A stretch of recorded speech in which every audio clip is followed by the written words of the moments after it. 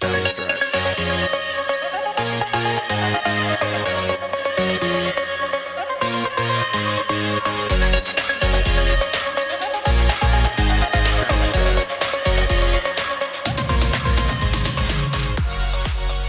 Aaron, aka the Captain, here for another episode of Doc and the Captain.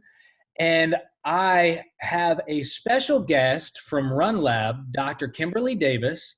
She is going to give us a little bit of information on what RunLab does and how a run or gait analysis can really benefit not just your elites, not just your novices, but everybody from the top to the bottom and in between. So I'm going to pass it on over to her. And Dr. Davis, why don't you initially tell us a little bit about who you are and then lead that into what RunLab is and how that kind of translates from what you did as an athlete to what you are doing now. Awesome. Yeah, that sounds great. So I started a company, 6 or 7 years ago called RunLab, and we're based in Austin, Texas, but we treat runners all over the country. And we basically focus on movement analysis and helping people understand the way that they run and walk and how their unique structure dictates the way that they should be moving. So kind of to back up and give you the why we do this and why I started this company and kind of my backstory, so there's a little bit of framework around it. Basically, I wasn't a runner as a kid. I wasn't active really at all. I was a trumpet player. I went to college on trumpet scholarship and then got out of school and decided I wanted to get into something active. And I'd always been super afraid of swimming. I couldn't really swim at all and had a big fear of the water. So I decided I wanted to do a triathlon.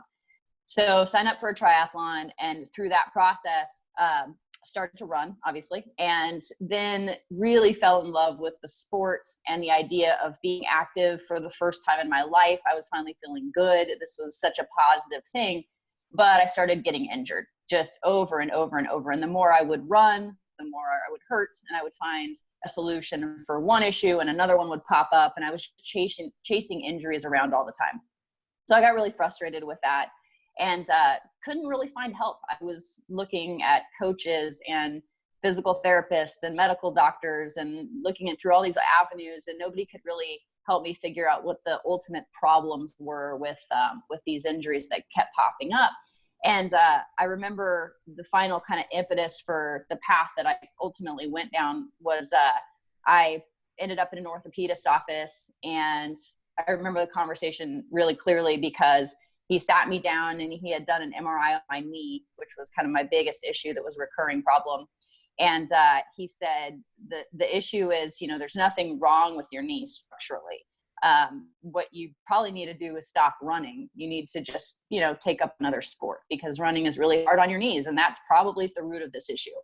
And I was so frustrated because I had done all of this research to find a doctor who worked with runners and athletes, which this particular doctor said he did. And I had run like 9 miles to my appointment that day, but my knee would puff up huge. I was like in my little Ironman hat, I'm like ready to do an Ironman, and I'm training for all this stuff. I think I had done one at that point. I was looking to do another one. I was so frustrated with that conversation. I thought, this is total horseshit. There's no talk about biomechanics or the way I knew it was something about the way that I was running. I knew it.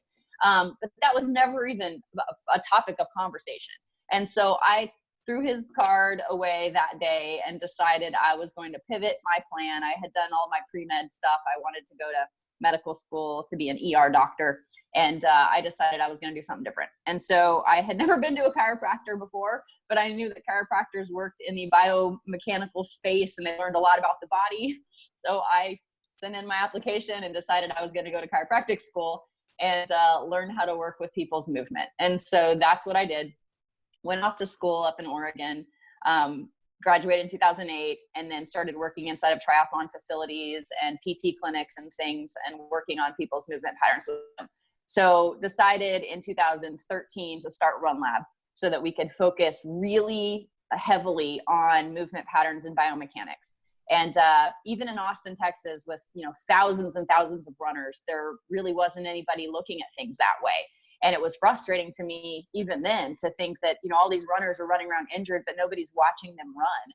in a way that really dives into the mechanics. And so that's what I wanted the company to be, was a place that runners could feel like they have a team behind them that understands their sport and also understands that the way that they are built and the way that they move are all related, and that there's no right way to run, that running isn't bad for you. We need to look at you as a unique individual and the way that you're built and help you figure out why you're having pain and problems, solve those movement patterns, and keep you active. And so that was the impetus for starting the company. And then over the last couple of years, we had people flying in from out of state all the time. And so I realized there was a need to be able to access those people virtually, so they didn't have to get on a plane to Austin, Texas to work with our team.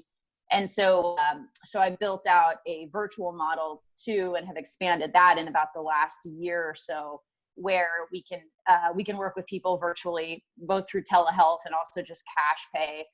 So people submit all of their pictures and videos and the protocols that we've designed for them. And then we can do analysis of their gait remotely. And then we can work with them on gait retraining, or we can work with their current healthcare team or coaches, or, kind of a collaborative approach to getting them better. Cause we're really big on the collaborative side of the healthcare industry. So that's how it works. And that's kind of what we do. Basically just trying to keep people moving and help them understand their own bodies at a way deeper level than what the medical industry is doing right now. And it's fascinating. As I developed that video for you and went through the process myself, I was fascinated in the detail that you had put in behind the scenes to kind of develop, almost, you're providing in that remote space, you're providing almost that in-person process. You're getting a lot of views, you're taking in a lot of information and looking at a lot of different things. So therefore you can break down movement patterns. And really in this process, as you said, so many runners are different. We all have our own individual limitations. And by the pictures that you submit, you're able to diagnose that and see, well, here's this particular runner's limitations. So why are we going to try to push this individual down a path that their body is just not capable of doing? So I really appreciated the detail that you have in that remote aspect. And I can only imagine the amount of time and effort that went into that process. I'm sure it was such a labor of love, though. It took a long time to develop the way that we do things now, but I also knew it was something that was needed in the industry, because what people really have access to right now are kind of two ends of the spectrum. There are some really fantastic gait labs in the country. There are definitely some people doing some cool stuff, especially inside of universities and things. But if you're going to go try to get access to a place that has an instrumented treadmill and 3D motion capture and all of these things, those places are very few and far between. And what a lot of them don't do a good job is really tying to the clinical aspect to that. A lot of them will say, okay, here's what we see and here's your data. People kind of don't know what to do next. Right. And then on the other end of the spectrum, you've got shoe stores doing things. We get this all the time, which is such a frustration of mine. And I'm on such a soapbox about it. But basically, people come in all the time and say, oh, I had a gait analysis, I went to my shoe store. And I'm like, okay,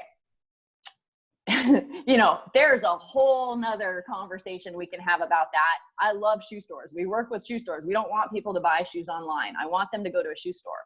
But what you're not getting inside of a shoe store is a gait analysis that's going to tell you how your body is different from the next guy. You go into a shoe store, they look at just your foot, maybe your ankle if you're lucky, and they say you're a pronator, supinator, whatever. They classify you. Right. But what people don't really understand is that, one, pronation is not a bad thing. Pronation is part of the gait cycle. And they already have this thing like, oh, I get people in all the time. They're like, oh, I'm a pronator, like it's a bad thing, like it's a disease. And they've been told that they need stability shoes because of it. Well, that's a whole conversation. How much do you pronate is a function of a lot of things. And some of that is structural and things you can't change about your body. Some of it could be weakness. It really depends on the person. So anyway, to look at just that aspect of gait is a really simplistic and ultimately detrimental to the industry way to do things, because people think that whatever they're doing in this context of pronation and supination is either bad or good or whatever, and they need to shoe to correct it. But in all actuality, if you think about the way the body moves, the foot is the only contact with the ground. So the foot is going to do what everything above the foot is telling the foot to do. So if you're not looking at things like the person's knee structure or their hip range of motion or how much curve is in their lumbar spine, like all of that stuff is going to affect the way that the foot moves and why it does what it does. And to think that you can stick a shoe around that foot and that's just going to fix what ails you is a really, like I say, I think that's a detrimental approach. And I think it's the wrong way to be looking at things. And so that's what I wanted to solve for, is saying, okay, people don't have access to full body gait analysis from people who really understand biomechanics unless they access a lab, which are hard to get to. So we wanted to make something that was very accessible, something that, like you said, people can upload their videos and their pictures and all of this stuff. And then the report that we send back, just kind of to give people who haven't been through our stuff a little bit idea what the process is. They submit all of that stuff. We analyze all of the data, and then we'll send back a video that has a voiceover that shows you everything that's going on and what we see and what we feel like needs some attention and why you might be getting hurt. And then you also get this 15-page report that breaks everything down piece by piece that shows you, okay, this is what your unique structure looks like, because you can't change that about your body, right? The way you're born and the way your bones are built, that is the way you're built forever.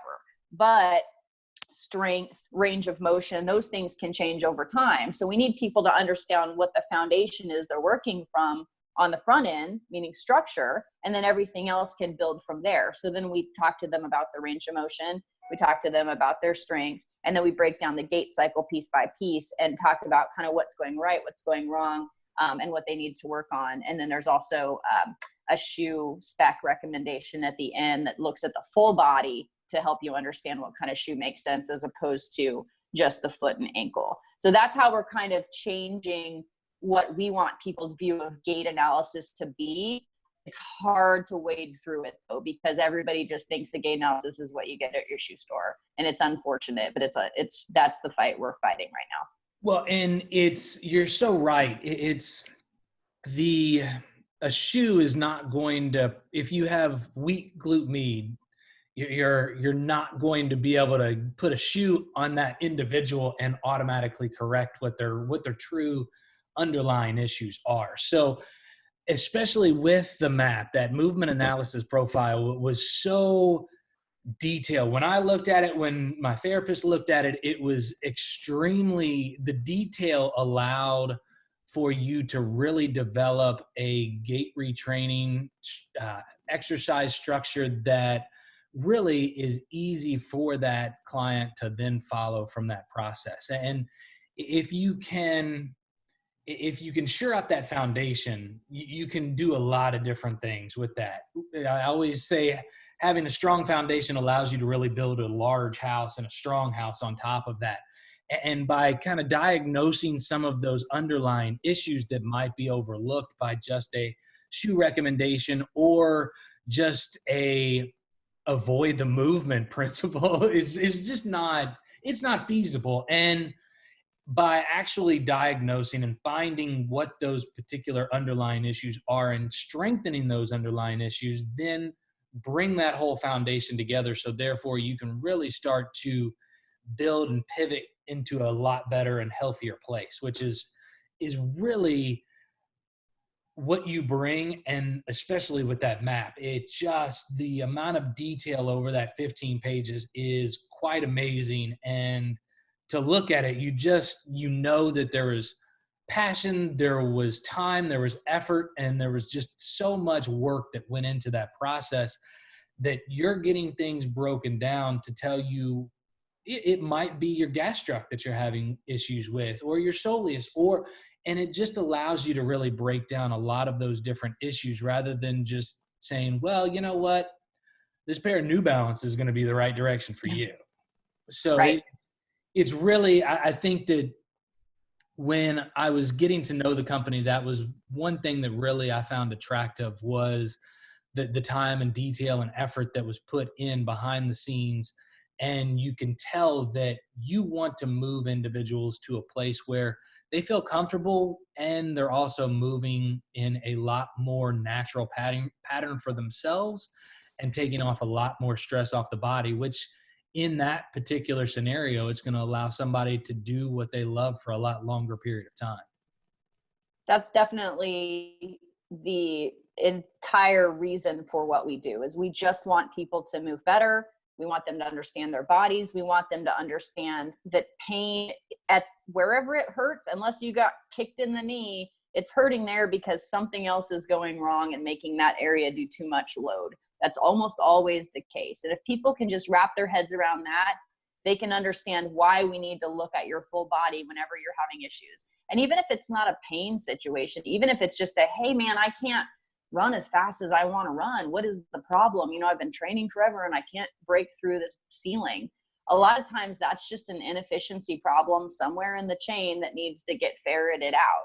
And so until you really take a deep dive into somebody's mechanics, it's really hard to understand that. So we've worked with, Olympians, Olympic gold medalists, all the way to, kids with Down syndrome who are trying to run their first mile, like everybody in between, people with cerebral palsy and MS and all kinds of strokes, people with one leg. We have a guy on our elite team that's got a blade on one leg. He lost it due to cancer, and now he's done an Ironman, so like it's the people that we have in our wheelhouse as far as who we can help is vast. It's pretty much any.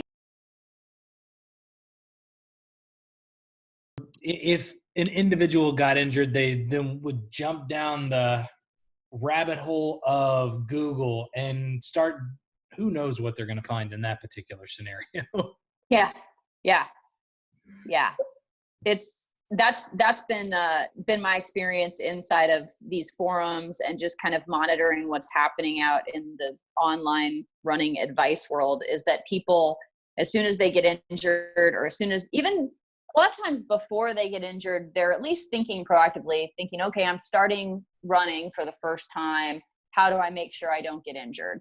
But the problem is they don't necessarily look for people who can guide them, that are kind of experts in the field. They look to their friends who run. And Right. So they post in forums, or they, ask whoever they ask in their running groups or whatever, hey, my knee hurts, what should I do? Said friend will say the following things: you need to stretch, you need different shoes, here's what I run in, I love them, or whatever they say. But this is what I see every single day, hundreds of times a day in these forums, is, oh, this is what you need to do. It's all about the glutes. Oh, you just need core strength. Oh, you need this or that other thing. Problem is, you cannot pigeonhole people like that. We have no idea why that person's knee hurts until we look at the person and understand where their unique problems are. And so that's the rabbit hole that all these runners, especially new runners, get trapped in, is they listen to their friends, or whatever they read, or they think there's kind of a right way they should be running, and they try to follow those patterns and that advice. And then the stuff starts to hurt, and then they get frustrated, and they a lot of times just stop running. A lot of people give up running in their first year because they just can't get through the injury or the pain or the cardiovascular, how taxing it is on the body, understanding that when you're doing it efficiently, it doesn't feel that as bad as it does when you're really inefficient. So there's just a lot to get through in that first year. And I think people need more resources that are saying, hey, this is where our lane kind of starts and ends. I'm not going to tell somebody what shoe they should be in. I'm going to tell them, from our analysis, I'm going to say, you need the following specs in a shoe, whatever it is for the person. But let's say you need a wide toe box and a 4mm drop and a, narrow heel and a X, Y, and Z. They're going to take that spec list into a shoe store. The shoe guy knows everything there is to know about those shoes on the wall. They're going to know which models are probably going to fit all of those specs appropriately. Mm-hmm. They're going to know, how heavy or light the shoe should be for the person's goals and what they're doing. Like, they know the shoe technology. I'm not going to tell a person what kind of shoe to be in. We need each other, though. And those shoe stores have to be willing to say, we don't live in the biomechanics world. That is your lane. And that's how we can work together to really effectively help runners not be injured. But right now, there's just this kind of, everybody's hoarding runners and trying to be all things to them. And I think that does a disservice to the running population for sure. let the specialist work in their zone and in their Yeah. lane to provide the Yeah. best. Typically that it doesn't necessarily need to be all wrapped up in one box. I think we're more useful when we bring in people that are experts in particular aspects and bring them into our lives. So exactly what you're saying, you're letting the person that deals with that on a regular basis, that's an expert in that particular field, make that recommendation from the recommendations from the person from their particular specialty. That's exactly right. And we work with, medical doctors and other PTs and all kinds of people all the time, because this concept of it takes a village is so true when it comes to athletic people, because sometimes there is a need for cortisone or sometimes there is a need for surgery, and we need all of us thinking that way. It would be ridiculous of us to think we could solve every running related injury without surgery or cortisone or whatever. I mean, some things need those, but let's look at the movement patterns and the body first and understand when we need to escalate to that next level instead of just starting there. Or Right. on the other end, thinking we can just fix everything with a shoe, because the shoe is a catalyst and the shoe can definitely cause problems. But if somebody's got good biomechanics, they can run in a lot of different types of shoes. It isn't, we have this elite team of runners that are Olympic trials marathoners and things like that. So these guys are running like 2:15 marathons. Those guys will run in whatever shoe company gives them the best contract. You know what I mean? They're not like, I ran the 2:15 because I found the golden shoe for me. It's not that. And so when people, when they work on their body and the shoe and the foot that's going into the shoe, that's when the real high payoff stuff happens. And that's when people are able to prevent injuries and run, for the long haul, which is ultimately what we're trying to do. Help people Absolutely. just keep moving and be runners as long as they want to be runners. Well, and another thing to kind of break off of that just a little bit that I found out was that it doesn't necessarily need to be the injured runner as well. Let's take myself as an example, who was a baseball player. I sprinted throughout my entire young adolescent and early 20s, I guess. I did a lot of sprinting. I'm now doing Ironman events. So therefore, the thing that I did for roughly 20 years is completely not as efficient as it needs to be for what I'm currently doing. So in some of the video working with John, he was able to kind of look at certain aspects, and he's like, you sprinted a lot in your life. He was able to diagnose that really quickly, and being able to kind of provide those additional efficiencies is going to translate into probably the direction that we're all going. I don't know a whole lot of people after either their baseball career or track and field career where you're going to do a whole lot of sprinting. So having that kind of diagnostic aspect, look at where are we going to make you more efficient for your longer distances, is another thing that you guys provide as well. I think that's a really good point to touch on too, because to your point, not a lot of adults are living in the sprinting track world. Soccer is maybe one example of people who do stay in it for a longer period of time. But being goal oriented around why you're doing what you're doing is an important piece. It's a little different conversation with somebody if they're working to run their very first mile ever because they want to lose weight and they just don't want to hurt, versus somebody like yourself that comes from a very athletic background and you have a high capacity to tolerate load. We just need to understand, for your specific time of life and sport that you are doing right now, what do we need to focus on? Because it could be very different conversations depending on your goals. And I think that's a piece of it too, is when you talk about a right way to run, well, the way that your mechanics change as you move from walking mechanics to sprinting mechanics, there's a lot of spectrum in there. So we need to understand what is your goal so that we can understand which piece of the spectrum we want to focus on and make you more efficient at that. I didn't necessarily circle back up on the end of where my early kind of running years ended up going, but after I went to chiropractic school and dove into this world, I got rid of every injury that I ever had related to my pre-chiropractic world running life.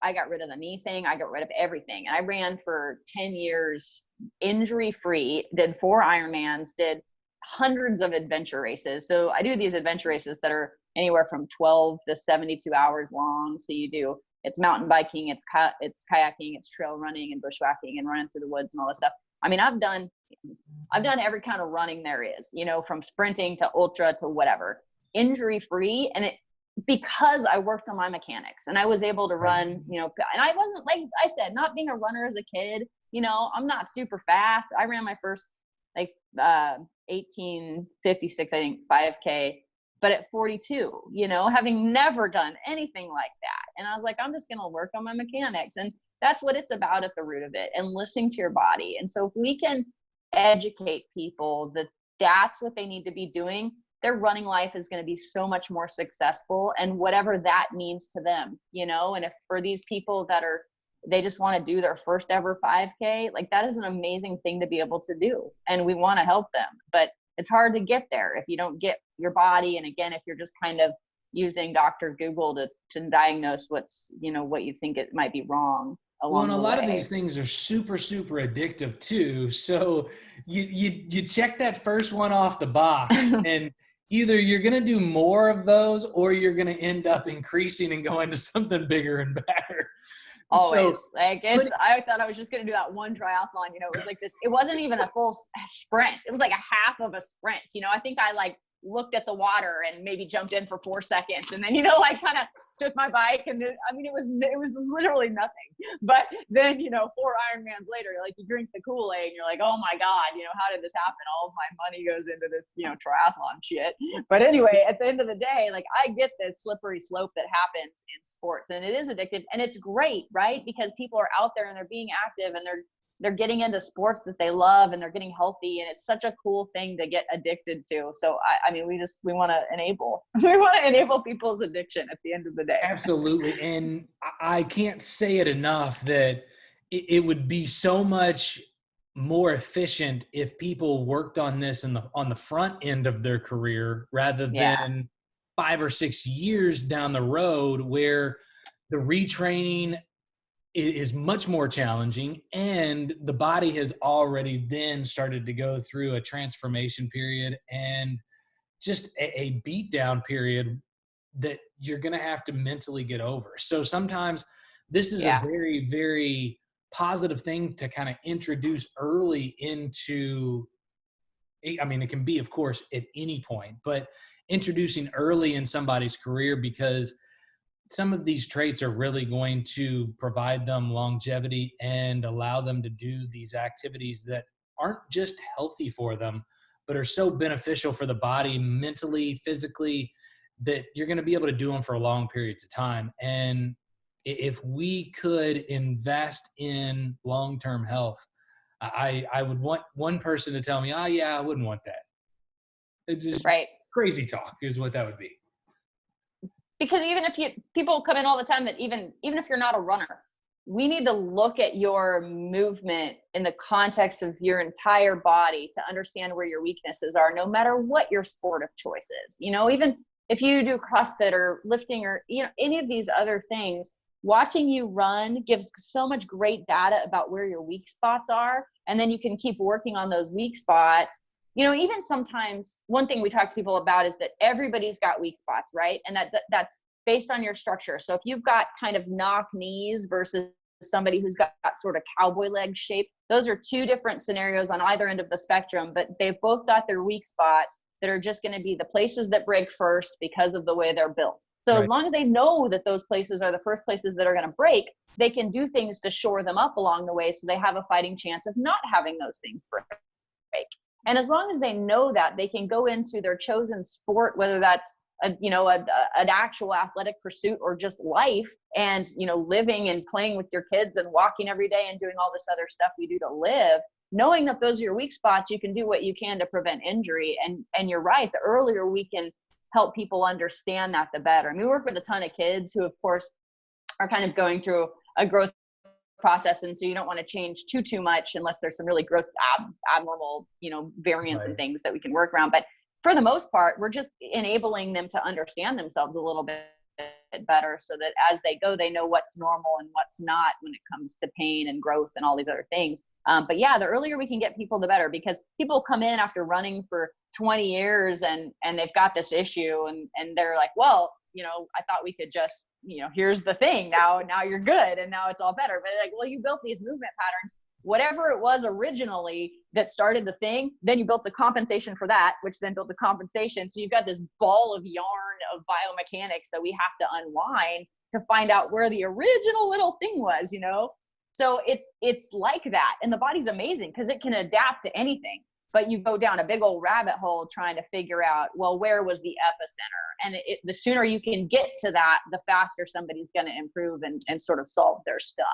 So I think that's an important thing to understand about the concept. And you're telling me you can't find that on a chat room.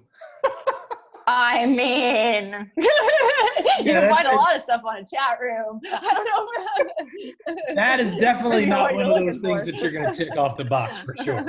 Maybe not that.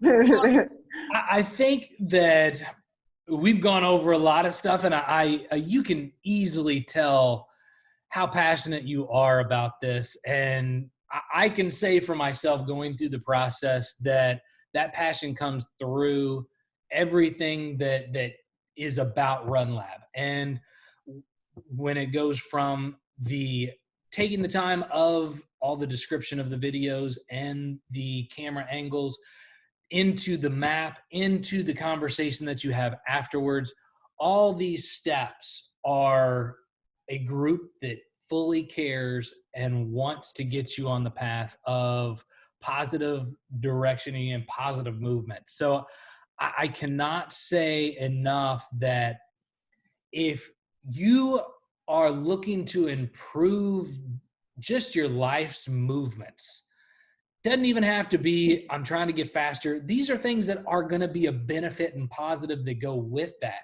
But if you just want to move more positively, more fluidly, less painfully, I have to say that this is a very, very valuable thing to take advantage of. And I am going to point people to go to RunLab and take a look at the different things that they provide, and know that, especially for our local group in Cincinnati, that gait retraining and the exercises are going to be held by our local therapists.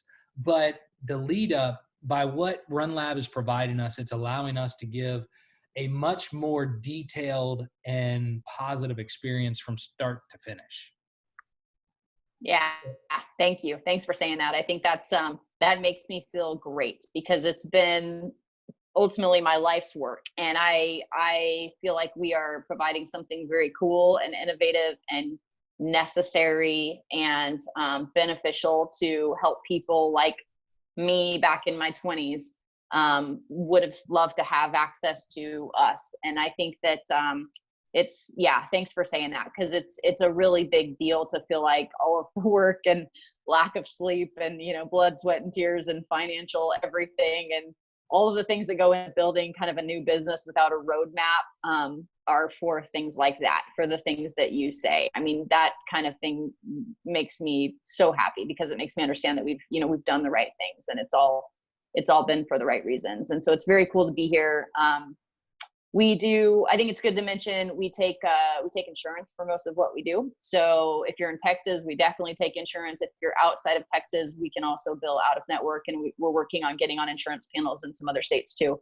And then sometimes we partner with people like you guys. And so sometimes there are options to do something under insurance, even in somebody's home state, or to work with a local PT on some of the things that we identify that are issues. So if patients that you guys are working with, those are people we can work on the movement side and then hand off for you guys to do the care, or we can do some collaborative virtual care. So there are lots of options depending on what the runner's needs are. So thank you for saying all that. That's really great.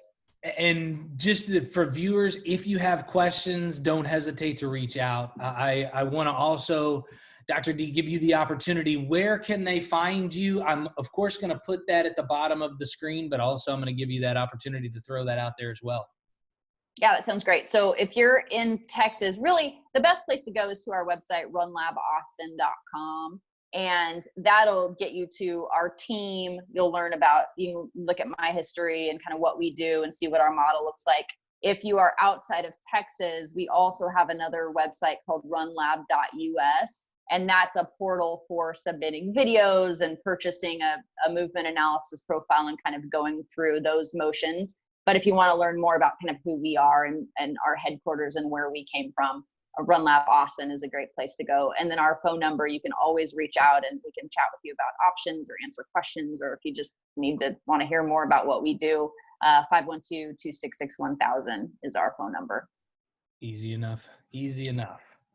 Well, perfect. Well, I want to thank you for taking the time out of your busy schedule to meet with us today. And I look forward to having people discuss, especially since I've released that first video. I've gotten a lot of additional conversations and questions from that. So I'm hoping that this kind of pushes a few of them to that point of getting that next step.